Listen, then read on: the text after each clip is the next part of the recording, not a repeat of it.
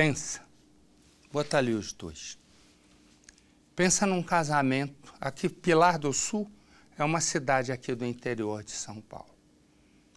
Um casamento de 25 anos e de 5 filhos, certo? Vanilton e Tânia. Eles vivem, já com esse tempo todo, já entraram na fase da briga. Mas hoje ela está animadíssima para ir numa festa. E Vanilton a proíbe de sair de casa. Ela então fica quieta.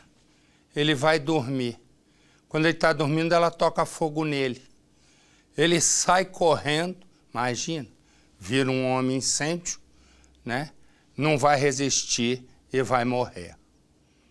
Aí o que acontece? Ela foge. Olha o que é.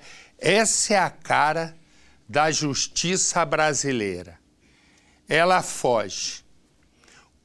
Não é só da justiça. Às vezes eu falo da justiça, mas eu também cometo um erro. Porque também tem o erro da lei. Mas a lei é feita num lugar onde hoje ela passa muito distante, que é desse Congresso Nacional cheio de gente respondendo a processo por roubo, processo por fraude eleitoral, enfim. Não pode um Congresso desse, né, a gente esperar alguma coisa. Imaginar, só no Senado, trocaram de cadeira. O Eunício Oliveira vai ser o presidente do Senado. Está citado na Lava Jato. Renan Calheiros passa a ser o líder do PMDB. Tem 13 inquéritos na Lava Jato e 8 da Lava Jato. E num já é réu. Né? Aí, na comissão mais importante de Constituição e Justiça, entra o senador Edson Lobão, citado na Lava Jato. Resumo, aí vai o presidente da República e diz que ser citado na Lava Jato não é lá grandes coisas, que só afasta o ministro. Se virar réu, quer dizer, resumo, não tem mais de onde se esperar, não é? E aí é o mesmo caso daqui. Aqui acontece o seguinte, ela foge, passou o período do flagrante, ela vai, presta depoimento, diz que saiu, que agiu em legítima defesa, sai pela porta da frente da delegacia. Agora ela vai ser julgada. Sabe quanto tempo passou para ela ir a julgamento? 6 anos. Ela agora vai ser julgada. 6 anos depois. Pois bem, só para citar um exemplo. No ano passado, um hacker invadiu a conta da primeira-dama do país, da Marcela Temer. Invadiu. O hacker foi encontrado, preso, julgado e já está na cadeia. Nós brasileiros somos diferentes um dos outros, porque para o poder, tudo é feito rapidamente. Imaginar que no ano passado saiu o negócio do hacker, aqui em São Paulo, o então secretário de Segurança Pública, Alexandre de Moraes, monta uma força-tarefa só ligada ao gabinete dele para investigar o hacker que entrou na conta da Marcela Temer, a primeira-dama do país. Localiza, prende, a justiça imediatamente julga e o sujeito já está preso. Isso tem nem 1 ano tem. Esse aqui, a mulher toca fogo no marido, demora 6 anos. Resumo, todos nós pagamos impostos, mas tem uns que pagam menos e recebem mais, porque é inacreditável. É inacreditável. Todos deveriam ser, né? Ou todos deveriam ser encontrados e julgados com a mesma rapidez do hacker, né, que invadiu a privacidade da Marcela Temer. Mas não é isso que acontece. O que acontece é que imediatamente o hacker é preso e julgado, condenado. E aqui 6 anos. 6 anos. E entrou pela porta da frente, depois de matar o marido queimado, né? E pum, saiu e não aconteceu nada. No caso do hacker, prendeu, ficou preso, julgado. Agora a pergunta que eu faço: qual é o que pesa mais? Um hacker que invadiu uma conta ou alguém que matou uma pessoa dormindo queimada? Me parece que a vida é o bem maior que nós temos. Põe no Cidade. A crueldade de uma mulher fria e capaz de tudo para conseguir o que quer. Um pai de família assassinado de forma brutal enquanto dormia. Ele morreu por amor àquela mulher. Foi o motivo da morte dele, foi por amor a ela. A dor e a revolta de irmãos que perderam quem tanto amavam. Depois da perda de Vanilton, de 40 anos, os irmãos já não conseguem mais chorar. Estão dominados pela sede de justiça. Querem que a responsável pela morte seja presa. Segundo eles, quem matou Vanilton foi Tânia Michels, de 43 anos. O duro é você encontrar a pessoa que matou ele na rua aí, olhando para você por cima, entendeu? Isso é difícil, muito difícil. Você tem que ter a cabeça bem centrada para não se rebaixar o nível dela. O júri de Tânia está marcado. Acontece daqui a um mês. É a chance de que a família da vítima esperava para encerrar a história de sofrimento. Foram 6 anos de espera. Durante todo este tempo, a única suspeita permaneceu em liberdade. Ela foi indiciada por homicídio triplamente qualificado, por motivo fútil, com uso de meio cruel e recurso que dificultou a defesa da vítima. Mesmo assim, o medo da família de Vanilton é que a mulher saia pela porta da frente. O nosso medo é que o júri popular entenda que ela fez em legítima defesa. Esse é o nosso medo. O relacionamento entre Vanilton e Tânia durou 25 anos. Juntos, tiveram 5 filhos. Mas o casamento nunca foi tranquilo. As agressões mútuas eram frequentes. Nesta foto, Vanilton aparece com várias marcas no rosto. São os resultados de mais uma sessão de espancamento que sofreu de Tânia. Vanilda afirma que o irmão apanhava da companheira e também dos filhos. Os filhos batiam nele. Tanto é que essa paulada que tem hematomas dele na cabeça, foi o filho que deu uma paulada nele. Discussões que acabaram da pior forma. Vanilton foi morto pela própria companheira, alguém que mesmo com as brigas, ele amava. O Vanilton estava em casa depois da discussão, só que para evitar uma briga maior, ele foi para o quarto e se deitou à cama. Ele estava cansado, se deitou e pegou no sono. Ficou bem aqui, ó, no centro da cama.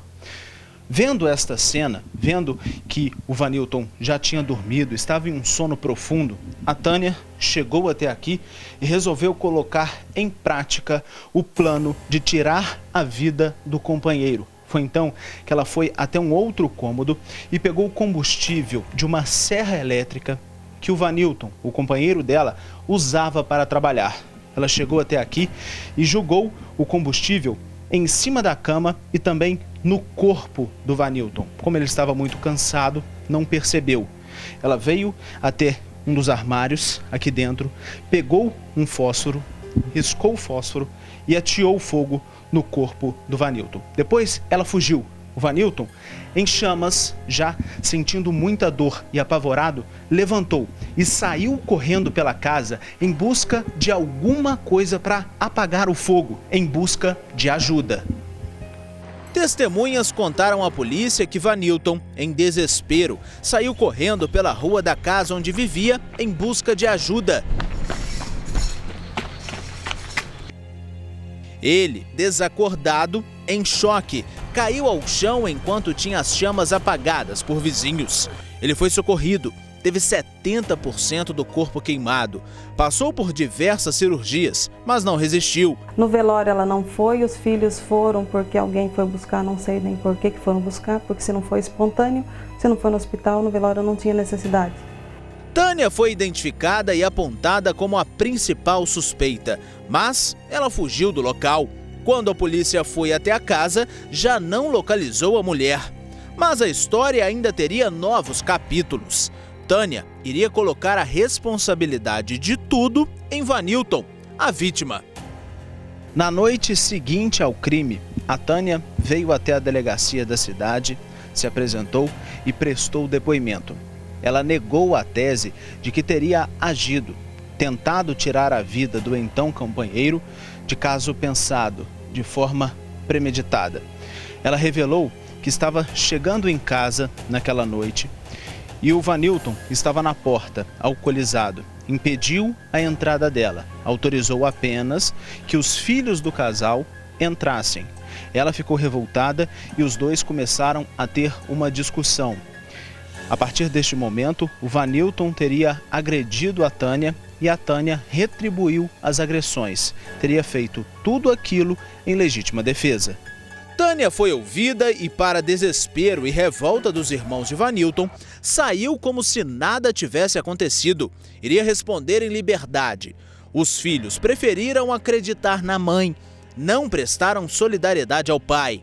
Foi neste bairro que o Vanilton foi morto, em uma casa onde ele vivia com a esposa e os 5 filhos. O local foi doado pela mãe do Vanilton, mas ela nunca passou a propriedade para o nome do filho, justamente por ter medo do que poderia acontecer fruto da relação entre o casal.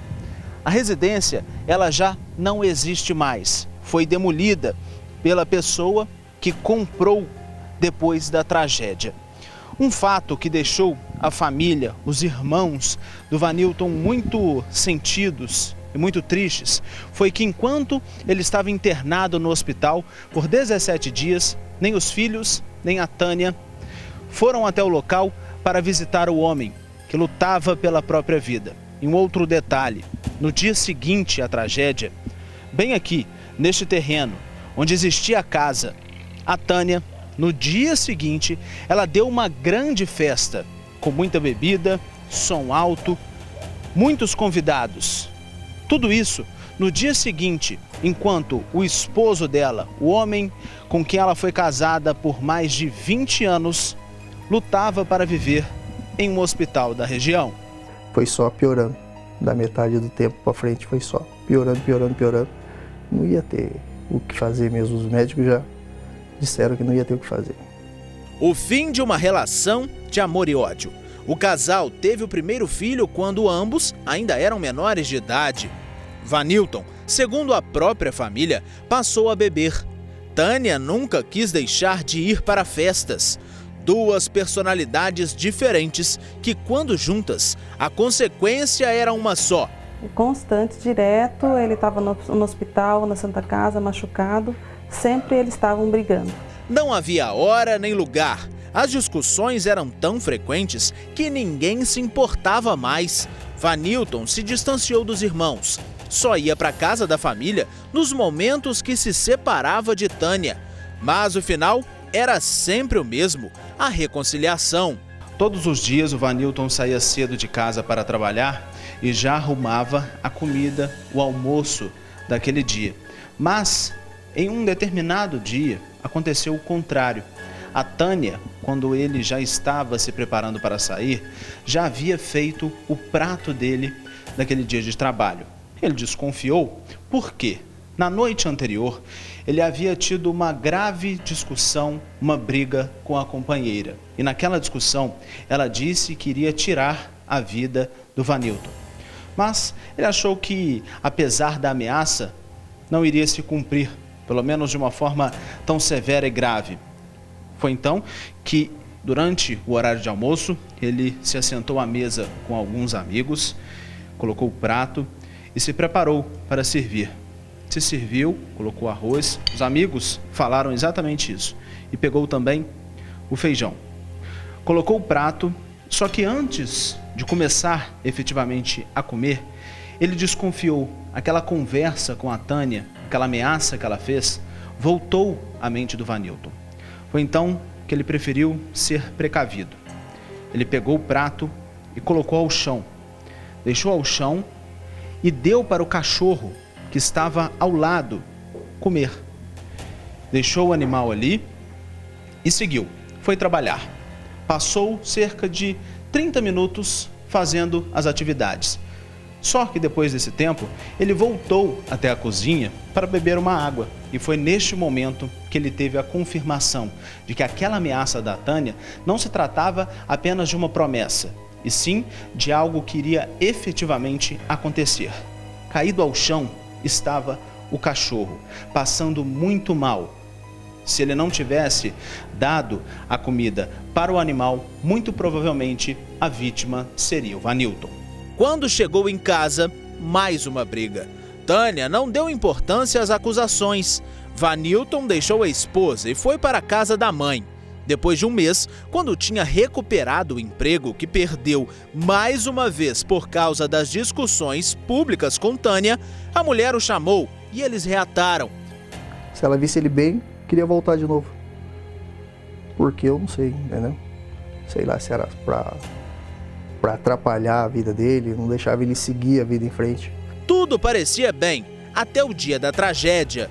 Tânia casou novamente e mudou de endereço. Ninguém sabe do paradeiro dela. Os filhos não aceitam falar sobre o caso. A mãe de Vanilton, à época do crime, estava doente. Quando ficou sabendo que o filho havia morrido, teve uma piora no quadro e pouco tempo depois faleceu. Uma família destruída pela atitude cruel de uma mulher certa da impunidade. Agora, no banco dos réus estará Tânia e assistindo a tudo os irmãos de Vanilton, aguardando por justiça. Muito revoltante você pensar que a pessoa que matou o seu irmão, ela pensou duas vezes, ela jogou a gasolina e atirou o fósforo. Então foram duas ações, deu tempo dela pensar o que ela estava fazendo. Foi muito revoltante, está sendo muito revoltante você pensar que ela está em liberdade.